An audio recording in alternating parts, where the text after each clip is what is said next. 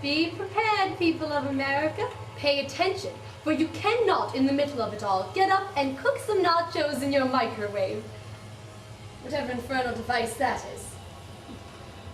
Some of you may know Mr. Darcy and Miss Elizabeth Bennet and Mrs. This or Mr. That, but do not be hobbled by it all, for if you do not know them, rest assured you will. They are figments of our imagination, creations of our brains. They are as real to us as the person sitting next to you, behind you, in front of you. If you have not met Mr. Wickham, you know him nonetheless. That annoying fellow in the car ahead that just cut you off.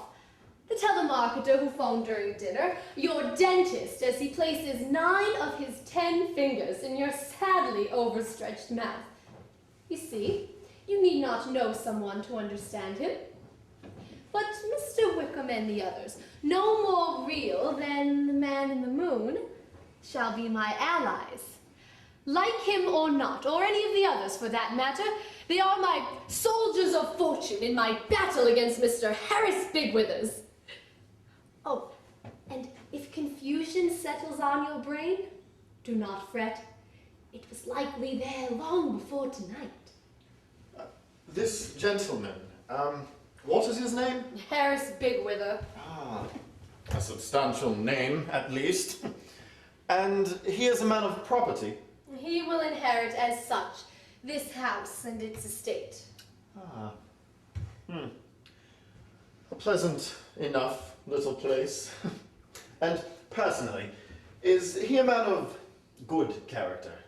I confess I know nothing against him in that regard. Oh, but I could surmise that he is a scoundrel of the most grotesque sort. If that would help, I will not stand on ceremony to get done what needs done. Well then. But this is nothing to the purpose. She does not love him. Well, then that is her misfortune. Also yours. I beg your pardon. No, I will beg your pardon, since I must speak bluntly. Do you know what you are? What I am? The word was not carelessly chosen. It is nevertheless an odd question. But, yes, I believe so. And I believe not. For in truth, you are no more than some fading handwritten words on paper, curling in a clothes chest in the second bedroom of 4 Sydney Place, Bath. And in that chest you are doomed to remain, until the papers rot, or are used for the kindling of a fire. This is strange. As the truth often turns out to be. It is the truth, nevertheless. Do you think that you are known to the world? You are known to my sister, my parents, and myself. That is the extent of your present, and as things stand, your future renown. You, sir, are a character, a tidbit of Jane's imagination, no more real These are difficult words.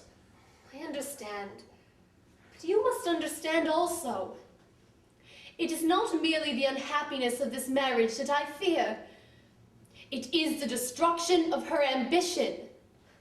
The lady who tosses in her sleep in that room yonder is already too timorous of her own worth. Do you know the whole extent of what has been done with you? 1 letter of inquiry to 1 publisher. A letter of such tentative timidity as to practically demand refusal, and that written not even by the author herself, but by her father. Really, madame, I do not concern myself with trade. And yet it concerns itself with you. Or rather, it does not, since a rejection from the publisher concerned sped back by the first post. And everyone shrugged. That, it appeared, was the end of the matter. Into the clothes chest you went. So it has remained. I confess you begin to alarm me. Can this stand? I have always believed it could not.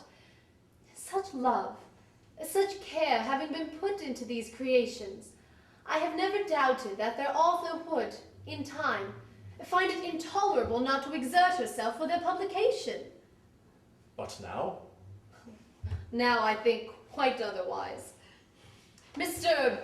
Bigwither is not a literary man, and nor does he appear to possess the breadth of sensibility to allow in others what he cannot appreciate himself.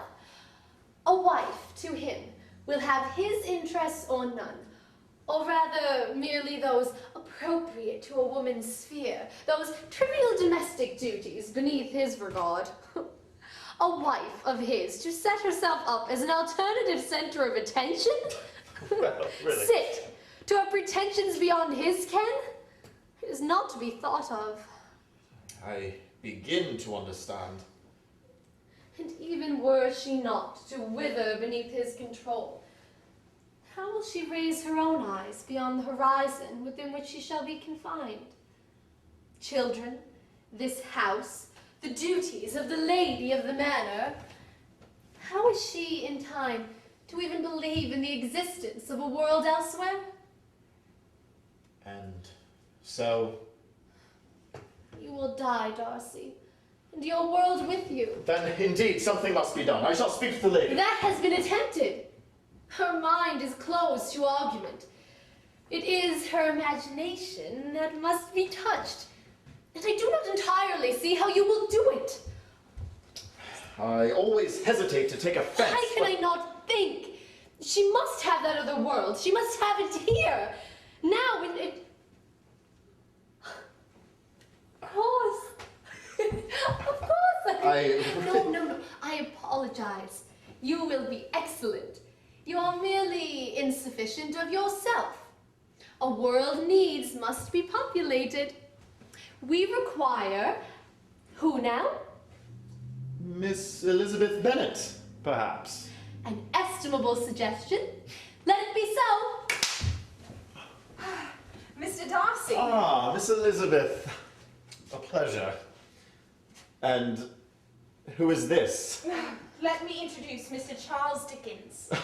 The Dickens, you say? Mr. Darcy, please. He is quite special. How so? He will be one of the greatest authors in history. Will be. Yes, when he is born in 10 years, and then another 30 years or so.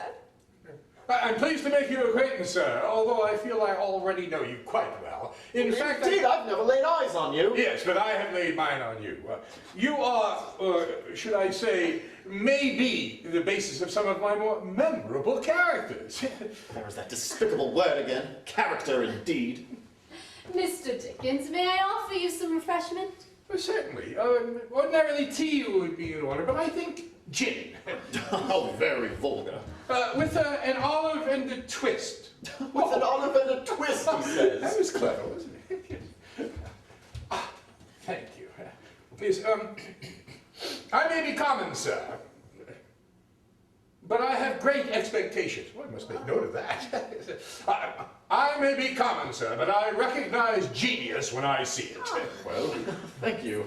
We agree on one point, at least. Not you, you pompous fop. May I kiss your hand?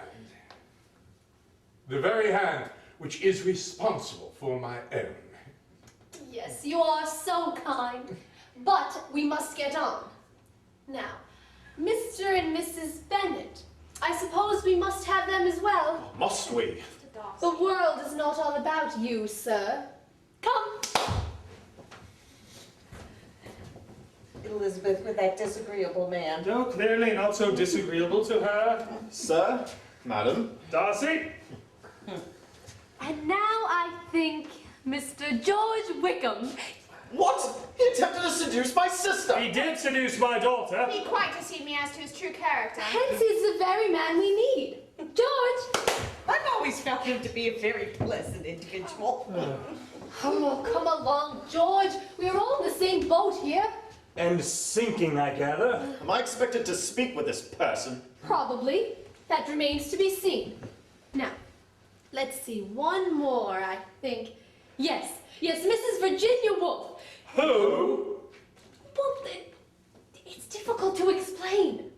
Nevertheless, Mrs. Woolf. Yes? Mrs. Wolfe, my dear, I begin to believe that this is quite impossible. I mean, you are all spirits or some such ephemeral, otherworldly equivalents. I suppose so. Yes, well, I just can't see how a bunch of ghosts appearing at a holiday season trying to convince someone to change her mind can work at all. It's preposterous. Well, I must be going. I wish you all farewell and good luck in your endeavors. I just had a bit of an idea. Well, I already know all of you, don't I? But they do not know you. Their loss. That was always my sadness, that I knew others, yet they did not know me. Oh, very well. Mr. Darcy, Miss Elizabeth Bennet, Mrs. Bennet, Mr. Bennet, Mr. Wickham, Mrs. Virginia Woolf. Well, I've known you all my life. Or shall? That is not possible! Yes, yes it is. Please. We are all, I think, aware of the situation. Indeed. And it's an intolerable outrage to marry where there is no love, no community of feeling, no sympathy of heart or sensation, no shared joy in the glories of God's natural creation or the beauties of our poets. To have no companion on life's journey whose soul reverberates to one's own. What sort of awful martyrdom is this? It cannot and shall not be. Where would I be without all of you? My brain swims with the very idea of such a loss. It cannot stand, must not. I'm sorry. This person is... Excuse me. No doubt I am very old and very stupid. Pray do not all leap in at once. But I do not understand why the marriage of a daughter of a certain age to a man with substantial estate should not be regarded as a matter of celebration, rather than one of dismay. I believe I made it tolerably clear. And there is another question which I wish to raise. I've myself rejected more than one proposal from gentlemen I considered unsuitable, both connections certainly being advantageous from a merely social and pecuniary view. I cannot help but discern a certain lack of spirit in this lady, which is indeed denying her own better judgment under persuasion of others. One is tempted to let her stew in her own juice. Should we even attempt to change her mind at all? In my experience, women are only too capable of knowing their own minds. However lacking in sense may be the ends at which they aim. Please, clearly you do not understand. May I say something? I cannot conceive that any contribution on your part could either be welcomed or valued. Yeah. Nevertheless, I do not hold perhaps as exalted a view of the marital bond as others of this company. I observe unions both happy and unhappy, and it appears to me little more than a lottery as to which shall be the consequence of any particular entry into that state. The lady may be happy with her heiress despite all. Who is to say? Who is to say that we may not do a great wrong should we succeed in altering her intentions? But the morality of this is not our affair. You speak as I would expect. Or rather, it must bow to a morality far greater, that of survival itself. Why, if we are all to die from this lady's choice of mate, then it is nothing less than our duty to alter her mind. Is it not? I confess, sir, Miss Austen's musings, her observations, they are the very bedrock of my art. She and all that followed her and admired her and stood upon her shoulders, if you please. Without my work, I am lost, so tenuous my life, my hold on it. Without her, I never would have found my voice. That, though you speak in somewhat too cynical a tone for my taste, there is justice in what you say. To suffer the extinguishing of this burning spark of consciousness within, to no more feel the wind rushing. My Mrs. Dalloway shall be made of such stuff. Oh dear, this has become quite surreal. Please, please, to the point. We are all agreed that Harris must go? Yes. But excuse me, what would you have us do? We shall make her the heroine of her own story. Almighty God, look down with mercy and accept the petitions now offered up unto thee. Pardon, O God, whatever thou hast seen amiss in thy servant, and give her a stronger desire of resisting every evil inclination and weakening every habit of sin. Thou knowest the infirmities of our nature, and the weakness, the temptations that surround us. Oh, be thou merciful, O Heavenly Father, to a creature so formed and situated. Give her patience under every affliction. Strengthen, comfort, and relieve her. Make her better able to bear the rightful duties that fall to her lot. And give her the strength to live in a willing obedience of thy commandments, and a benevolent spirit toward every fellow creature. To thy goodness I commend myself this night, beseeching thy protection against its darkness and dangers. I am helpless and dependent. Graciously preserve me. Amen.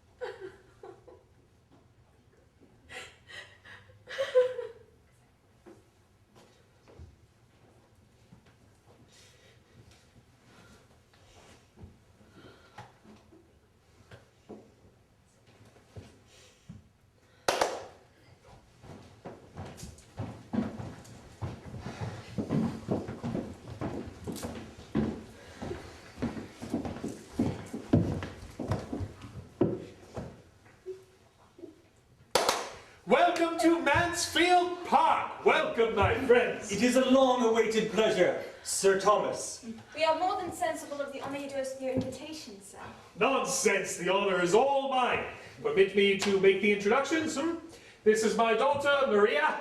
She is engaged to the most boring man in Northamptonshire. Though he does possess a great deal of Northamptonshire to be boring in. Oh, charmed. Charmed indeed. How sad that the fair be destined for the tedious. Well, were Mr. Rushworth possessed of the attractions of others, his lands may be of little account. Maria, enough. This is my son Edmund, the second most boring man in the county. He is destined for the church, where he can do but little harm, being no doubt a good enough man in his way. Delighted to meet you, sir.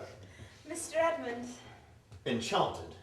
I'm sure your father does you a great injustice, though parsons are little to my taste. Can you make an exception?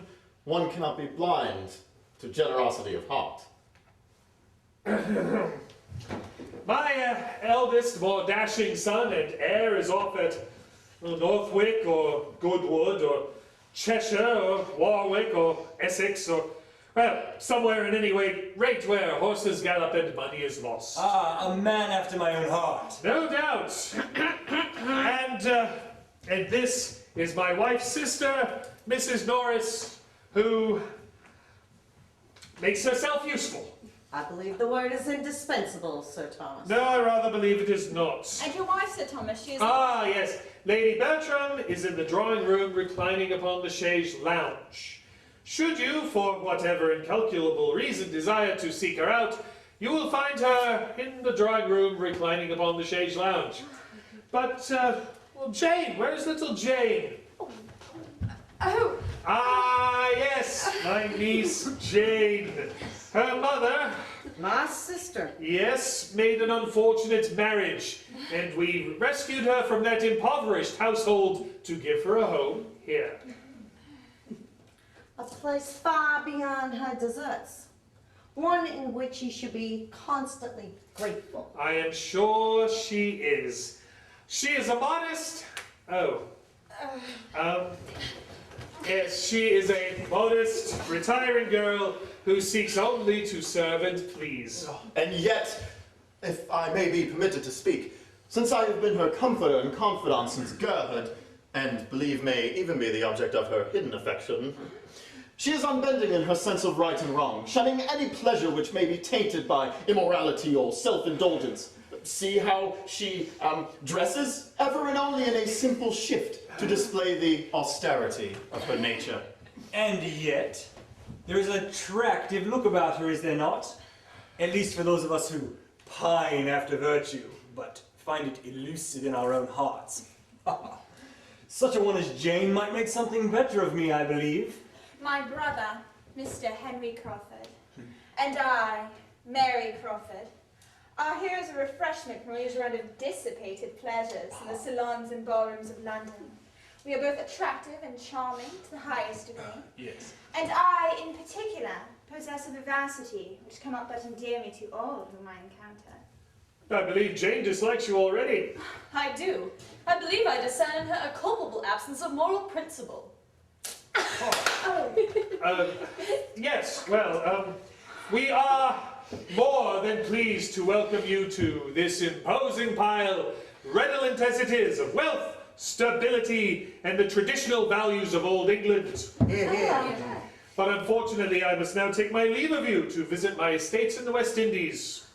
Oh, alas! Well, now that Sir Thomas is gone, may I My suggest... apologies. May I have a moment? Thank you. This, of course, is your doing. And not entirely. You have rather a large hand in it. Are you angry? No. Now, I find that I am not, though I do not entirely see where you are going. One should not be able to see a story's end at its beginning. Well, I'm not sure that is entirely the case. Nevertheless, it is a situation not without interest and possibility, though I find your exposition a little hurried. It is a sketch only and time pressed. Of course. So I am secretly in love with, Edmund? Edmund, yes. And he is attracted by the newcomer, Mary. Yes. Unaware, of course, of my affection. Of course. Since I am so shy, humble, retiring, inconspicuous, and self-doubting. As I said, a mere preparatory sketch. Then let us play. I am intrigued as to what you intend for Henry.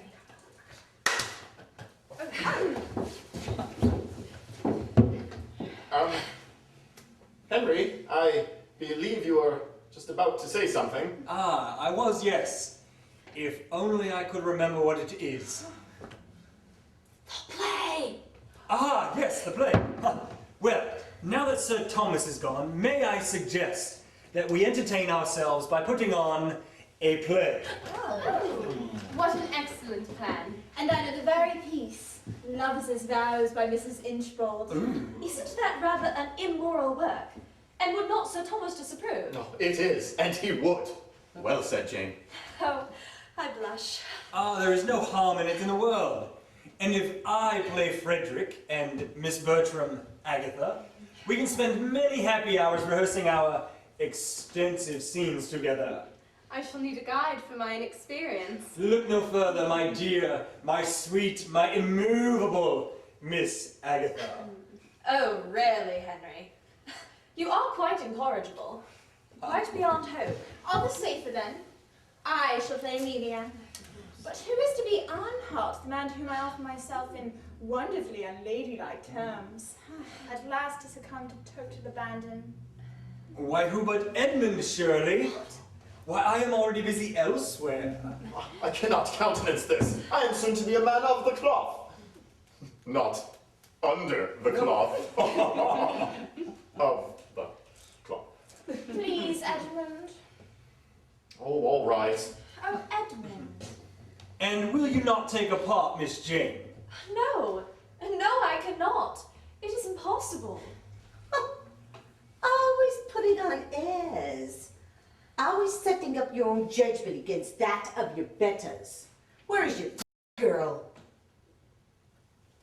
I cannot be a part of this. It is wrong.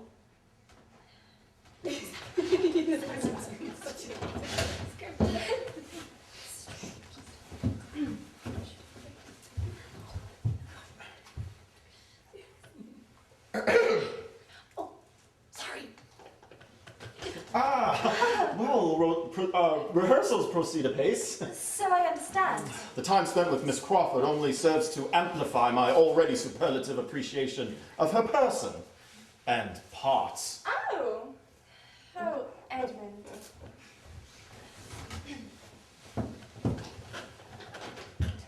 Ah, is this not more diverting than life on a dull estate with an even duller man? Far, far more. I believe he will shortly make me a proposal. She will while away the time for me pleasantly enough until I leave. Aha. I like you greatly, but I cannot abide the clergy.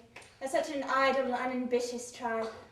Could not liking, or something more, serve to change your mind? Good heavens, Sir Thomas has come home.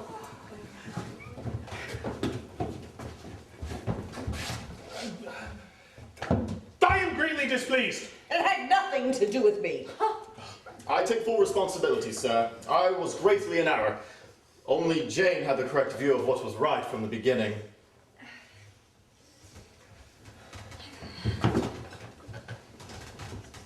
I think a tactical retreat from Mansfield is called for. Shall we return? Do you wish to? Yes, I may marry Edmund yet. Ah, and I should like to make Jane fall in love with me. Jane? Why? Why, because she dislikes me so much. Ha ha ha.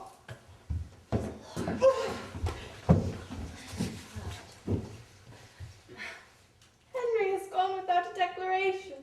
I shall have to marry Mr. Rushmore after all.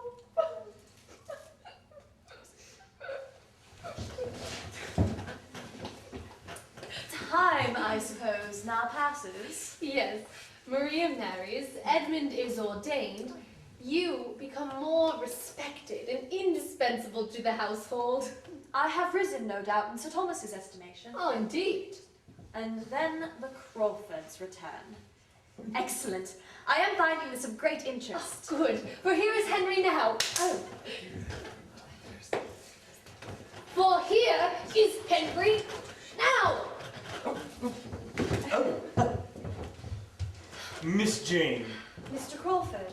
Miss Jane, we have been much in each other's company of late, and although I confess, I commenced this connection with a view only to amending your prejudice against me. I have come more profoundly than could have ever been expected to admire, nay, revere, your qualities of mind and heart. Oh, Miss Jane, you have a brother. I do? I do. Yes, whom I know you love deeply. And I have been able, through family influence, to further William's career in the Navy and gratify your dearest wish by enabling his promotion to lieutenant. Oh, how wonderful. I must be forever in your debt. Then, will you marry me? No! I cannot. I cannot indeed. It is impossible. Well, I shall not take no for an answer. I shall persevere.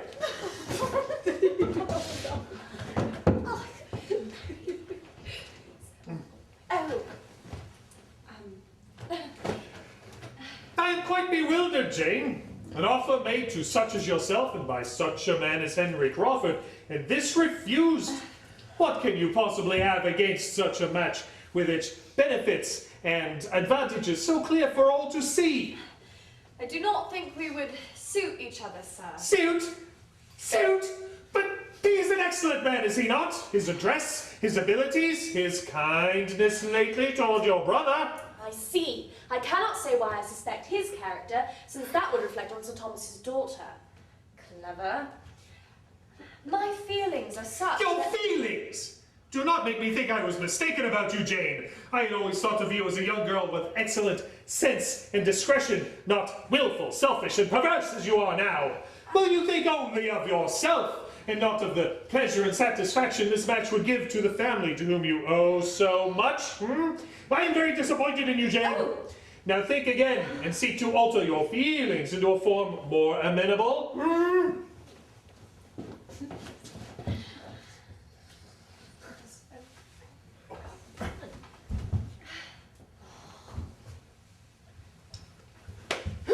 Oh, my dear Jane.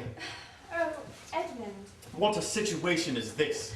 I do not love him, Edmund. I cannot give my consent. Oh, of course, Jane, that is impossible. Nevertheless, one cannot be blind to the many points in this project's favor. I myself have hopes of being tenderly linked to the Crawford family, and can think of no greater satisfaction than that my sister, for so I think of you, could be bound to me yet closer in kinship. And if, as I truly believe, Mr. Crawford shares many of the transcendent virtues of his sister, then what happiness the future may hold. But I...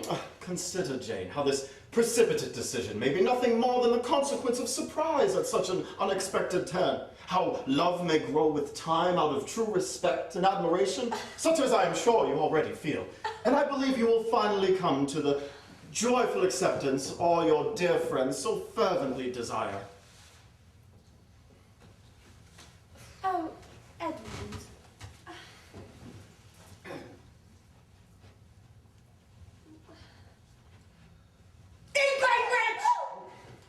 This is how you repay the selfless kindness of years?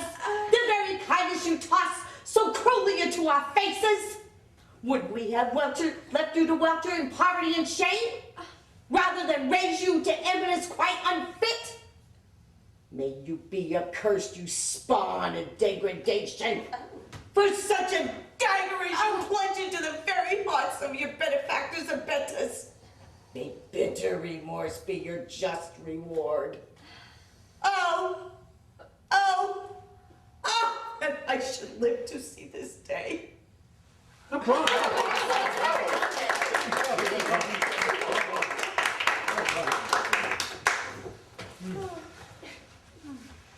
What am I to do?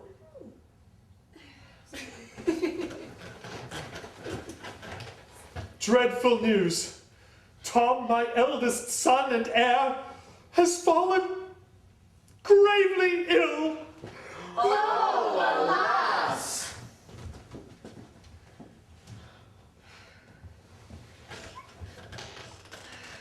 And how does he fare? The event is very uncertain. We are preparing for the worst. Oh, dear. My prayers, of course, go with him and you all. Thank you. Nevertheless, were the ultimate misfortune to occur, and indeed I profoundly desire that it should not, you would then be the heir to Mansfield and all its wealth. All truck with the church would be discarded, and no barriers remain to our union. You can say this at such a time? I'm merely stating the obvious facts of the case. Oh, such facts are abhorrent to me. Oh, I believe I have greatly misjudged you. Mercenary and selfish you are. When I compare you to the virtuous Jane, oh, how the scales have fallen from my eyes. I shall see you, madame, no more. Hi-ho.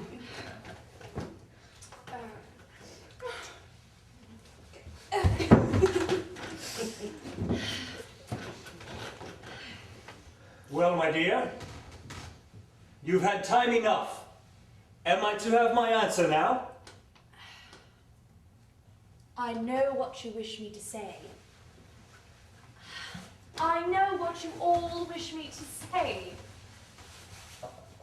Very well. Mr. Crawford, Yes. I am conscious of the honor you do me, and I do not doubt the sincerity of your affections. But I could never consider a marriage entered into without love as a true marriage unto heaven. True marriage is not made to attain place, to further ambition, to acquire the goods of the world, nor is it a means of gratifying family or friends. True marriage is an affair of one's own deepest heart, and the needs of that heart not being met, the union becomes a mere contract, a matter of business. This may suffice for some, but it will not for me. And you may call that selfishness, if you will. I do not love you, Mr. Crawford. We shall not be married. Well said, Jane. And now you shall be mine. Ah, but I will not have this. Bang! Ha ha ha! Oh! Oh, wonderful! Oh, wonderful! I shall not have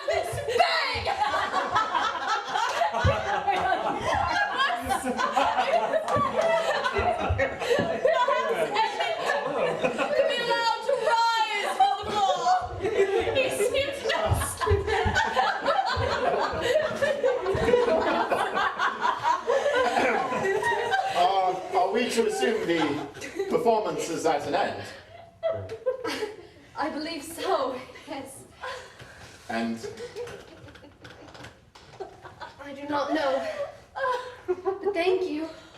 Thank you all.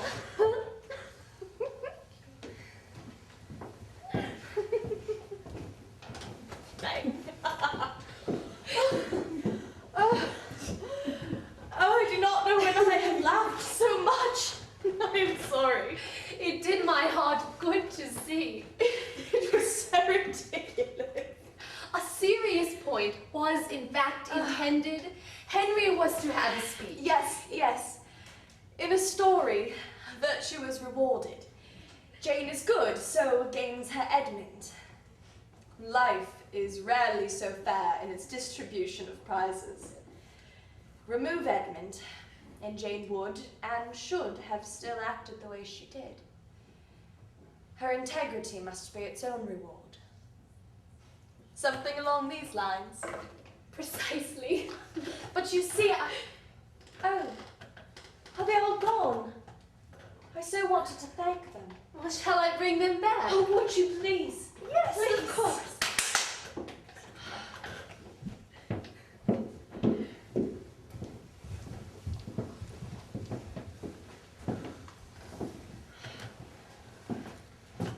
Oh, my dear friends, thank you. I know you all, of course. You are my beloved creatures. Except for her, over there. The odd one with the odd clothes. Forgive me, but I did not create you. Yes, but in many ways you helped me create me. Oh, this is making me dizzy. Oh, but not so dizzy that I will marry that stutterer. Why did I say such a thing? I feel so cruel. It is not his fault, really, not his fault at all that he's ignorant, silly, superficial, and a stutterer.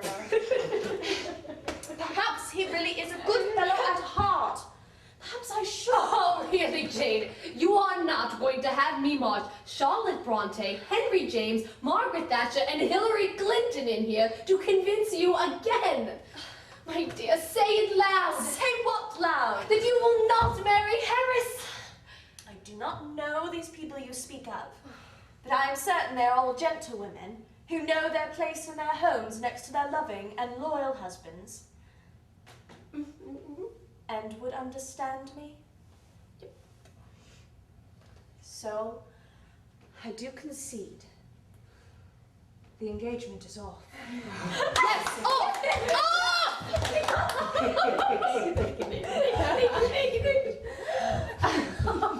I'm glad, of course, if our object has been attained, but I confess I do not understand why my presence was required.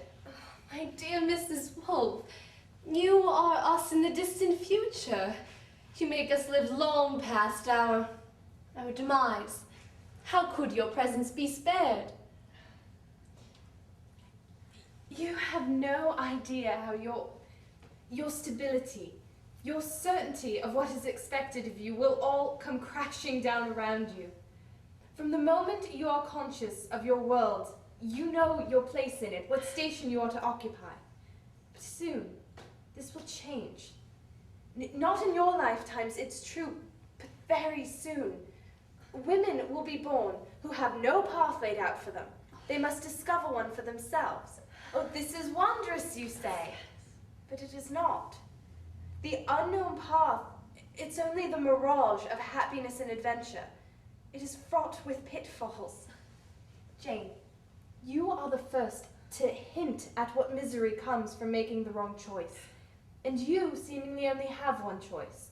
Whom shall I marry? But soon, the choices will multiply, each with its own repercussions. We will be adrift, our sex, and it is only upon your shoulders, Jane, that some of us will come to realize that. And now, I've said too much. indeed, we can barely ascertain your meaning. Jane, darling, ignore her for now.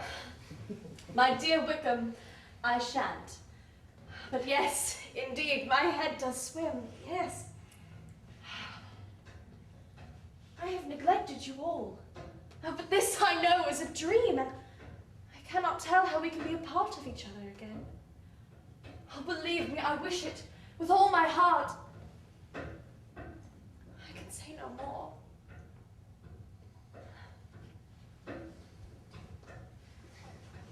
Go. Go now.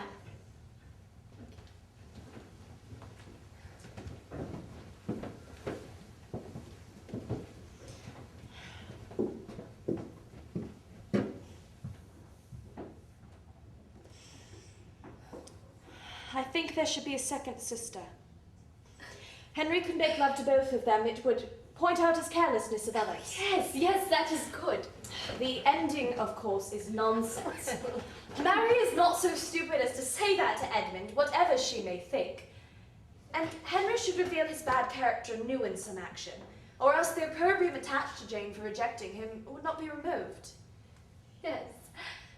The speech you made refusing Henry, I thought it was very fine. I thought it was heartfelt. It was the speech Jane would have made in his situation. No more.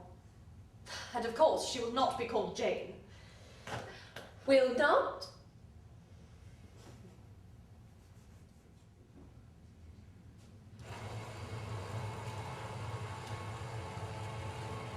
It is simply late, but you are doubtless in need of rest. Everyone is in the breakfast room. Thank you. Oh, The rain has stopped. Finally. Oh, I believe the much-awaited expedition to Basingstoke is now arranged to take place. indeed. You're well? Yes, thank you. I was concerned you may have had a troubled night. On the contrary, I feel much refreshed. Good. Yes, good. The grounds of my concern being that you may not have been entirely easy in your mind regarding My engagement. No, my mind is quite at ease. It was good, I must say. I believe I do not laugh as much as I used to do. Do you think that is the case? Laugh. I really could not say. I think it is so. I did not have the fortune to be much in your fiancé's company in your engagement. Did you laugh together? I believe so, though not immoderately. I am sure. I remember you was merry then. And Jane, what are you... Your alteration, I understand. I do not quite comprehend my own. I have been thinking also of Miss Edgeworth and Miss Burney. I do not understand. I believe I have lost my way, you see. Oh, Cassandra, do you wish me to be happy? How can you ask such a question? With all my heart. And our parents, they would wish me to be happy also. They're your parents. Such a wish defines their very lives. And you are all good people. You would, I believe, place my happiness above your own. In a second, And indeed, your happiness would be tainted were I in misery. it would be destroyed. Thank you. I love you very much. And are you? So you will not marry him then? I cannot.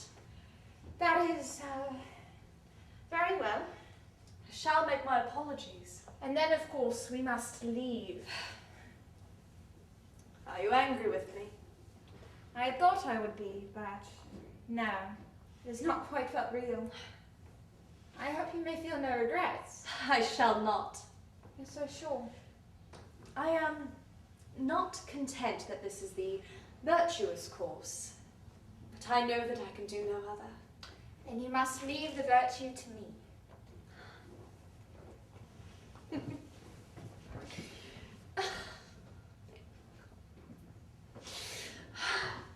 Thank you!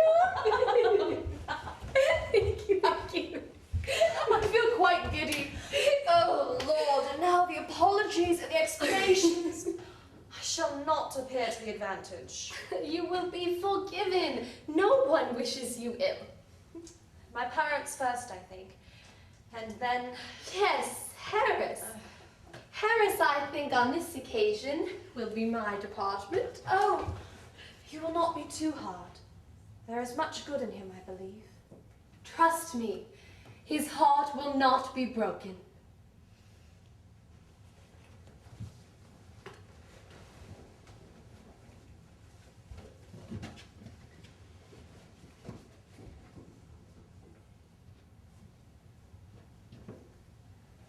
Jane, my heart. I have been considering what may be your requirements for a wife. Such thought for my needs. I am indeed your truest friend in this matter. You require, I believe, as so many men appear to do, modesty, docility, and submission. All virtues I see exemplified. Quite. And quite mistakenly. I am, in my heart, you see, completely other. I have a high, and perhaps too high, sense of my own worth and abilities.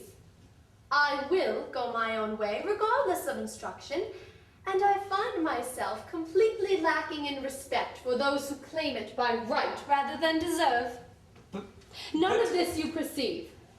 You are not meant to. Acquaintances must be deceived for their own comfort, and there is nothing... But such a husband as I would see these faults, if faults they be, see them clearly, and love me the more for their existence. You are not that man. But only last night. I was mistaken in myself, and I apologize most sincerely for the misapprehension and for the pain that this must cause, though I believe it will be neither deep nor long-lasting. Our engagement, then, it is at an end. It should never have begun. This is not honorable. Not in the least. I do not think I like you after all. Which is excellent from every point of view. And you will, believe me, find no shortage of ladies suitable to your purpose. You were so kind to me once. I'm kindest of all to you now. Oh, and Harris.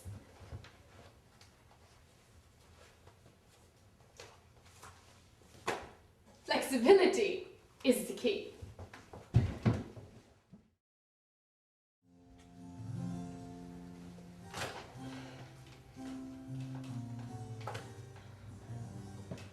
Miss Jane Austen, at the age of 27, was saved from a life of marriage to someone, well, it bears no repetition. And so you sit there and believe that you have kept your Jane, so that you might read and reread Pride and Prejudice, Emma, Persuasion, Sense and Sensibility, Northanger Abbey, and Mansfield Park. You are all quite pleased to see the tripe written in her name, like the Jane Austen Book Club, or the ad nauseum versions of her novels turned into film. Clueless indeed. You might even wear a Jane Austen t-shirt, the 100,000 members of the Jane Austen Society, or have been fortunate enough to invade her privacy in Britain, traipsing through her homes, her bedchamber, and her study, to gawk at her empty dresses, preserved as if they were holy relics. But the fact is, Jane exchanged her life as a woman for those 6 books, for which she earned nearly nothing. Her bed was never occupied by anyone but herself. She died a virgin. She never had children, knew neither the joys nor pains of marriage. Her heartbeat was never echoed in the heart of another. You and the books and the whole world have her, but at such price. Would you do the same? Would you do the same?